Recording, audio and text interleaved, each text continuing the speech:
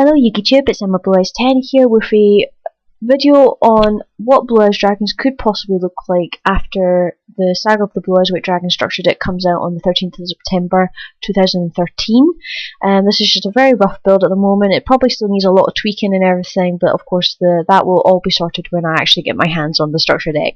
But anyway, it's available in this. The cards from that deck are available in DevPro now, so I figured I'd just build a rough build and see how it goes, and hopefully I will get some videos of this deck up in action on DevPro when I get the chance to do so. So anyway, I'm going to start off with, of course, my first favourite card of all time, Blue Eyes Shining Dragon, which is the main key element in the deck to try and get her out as much as possible. 3 Blue Eyes White Dragon and 3 White Stones of Legend, as I said in my other Blue Eyes Dragons deck video. I'm keeping the family basic, and also White Stone with a Blue Eyes White Dragon equals an Azure-eyed dragon if I don't have a maiden or anything available. Then we have 3 Blue-eyed Maiden, or Maiden with Eyes of Blue as it's now called, level 1 Spellcaster Tuner monster. When this card is targeted for an attack, you can negate the attack, and if you do, change this card's battle position. And then special summon a Blue Eyes from the hand, deck, or graveyard, and when this card is targeted by a card effect, you can special summon a Blue Eyes White Dragon from the hand, deck, or graveyard. You can only use the Maiden once per turn, and only once that turn, which is fair enough because I think it'd be very OP if you happen to get multiple Blue Eyes in one turn. This card alone has sped up the Blue Eyes archetype so much because previous support cards either just summoned the Blue Eyes from the hand or from the deck, that was it, but never from the hand, deck, or graveyard. Now there are plenty of revival cards that could be used with Blue Eyes, but because there's so many, it's difficult to really utilise what's the best out of them. But Maiden pretty much solves that problem. We have 3 Alexandrite Dragon because it's a normal 2000 attack beat stick dragon basically. I was also considering maybe Luster Dragon as well because I really like that card and it's quite a good beat stick as well.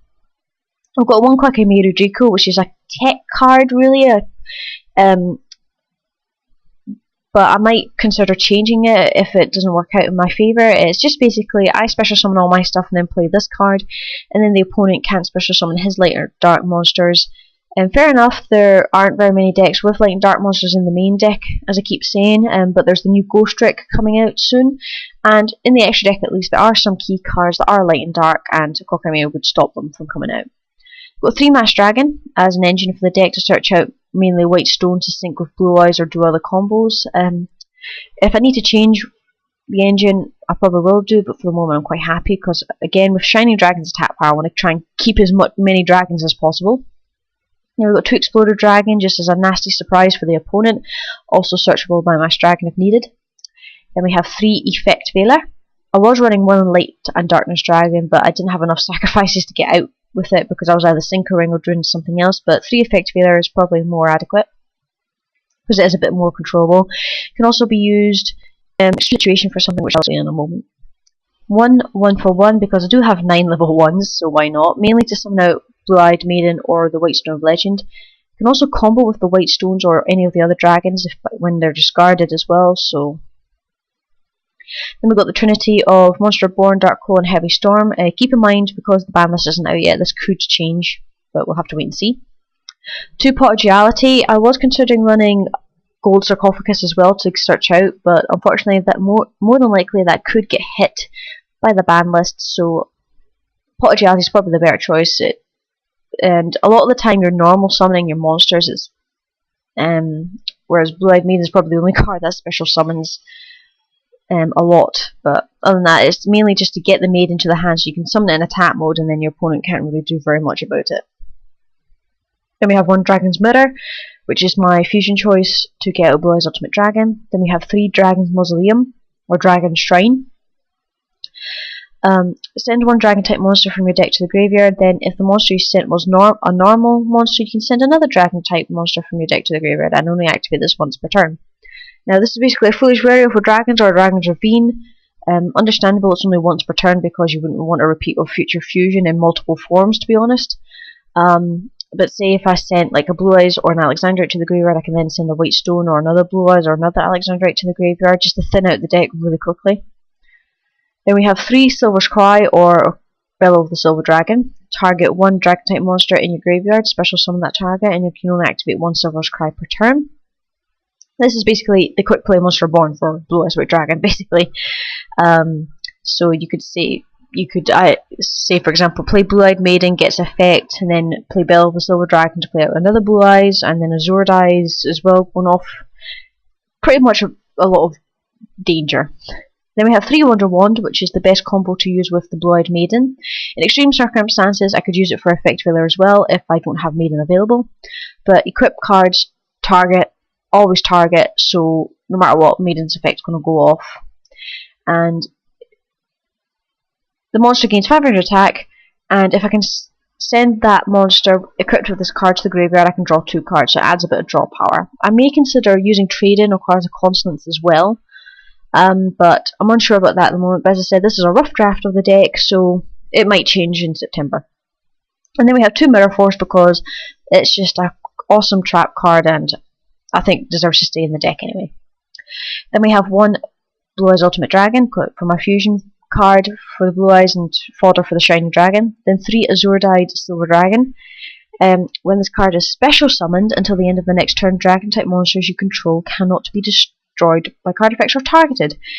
This wording itself is broken. This makes it so broken because it's when it's special summoned, not synchro summoned.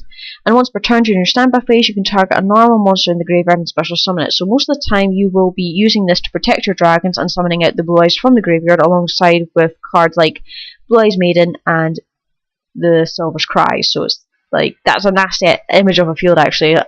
Azure Eyes on the field plus a Maiden, their effects go off if possible along with a Silver's Cry, and you've got 3 Blue Eyes White Dragons to stand out in the field. That's pretty much a 1-turn kill there, should it go off. Also, I don't feel the need to use any other synchros because, well, Azure Eyes pretty much fills in for most of the synchros that I used before, such as Stardust and Black Rose and everything. We have 1 Queen Dragoon Djinn because it does revive Blue Eyes White Dragon if I don't have Azure Eyes or anything like that available. 1 Utopia to protect myself against attacks if the strategy goes awry or if I don't have what I need on the field. 1 number 46 Ethereal Dragon Draloon. I believe this is out in the next set, and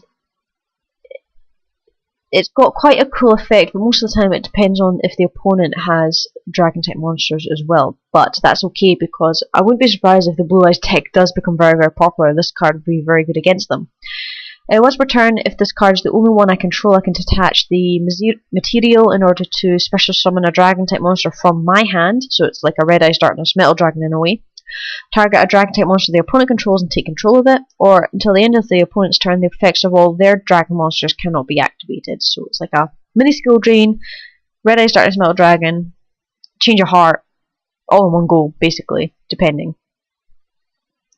We've got 1 number 107 Galaxy-sized Tachyon Dragon, which is like a mini skill drain in the battle phase, and if it negates any effects while it does that effect, it gains 1,000 extra attack and it can attack again. Look at them, we've got 1 Thunder End Dragon, which is a dark hole built into this monster basically, and then we've got 1 Hieratic Sun Dragon Overlord of Heliopolis, which is a Singularity Destruction card basically. Now, I don't have very many extra deck cards just because I don't think my deck really needs it because I can get into a lot of rank 8s pretty easily and everything, and as I said, Azure Eyes pretty much fills in for a lot of the other synchro cards that I would have probably used. But if I need it again, as I said, keep saying this is a rough draft of what the deck could be like in September, and more than likely there will be quite a few changes from when this video has been done. But anyway guys, that's it for this video. I hope you enjoyed. As I said, I'll try and get some video of this deck in action when I get the chance to. But this is again a very rough draft, but we have to wait till September the 13th for the official deck list and that to come out. So hope you guys enjoyed. Take care and we'll see you guys later. Bye!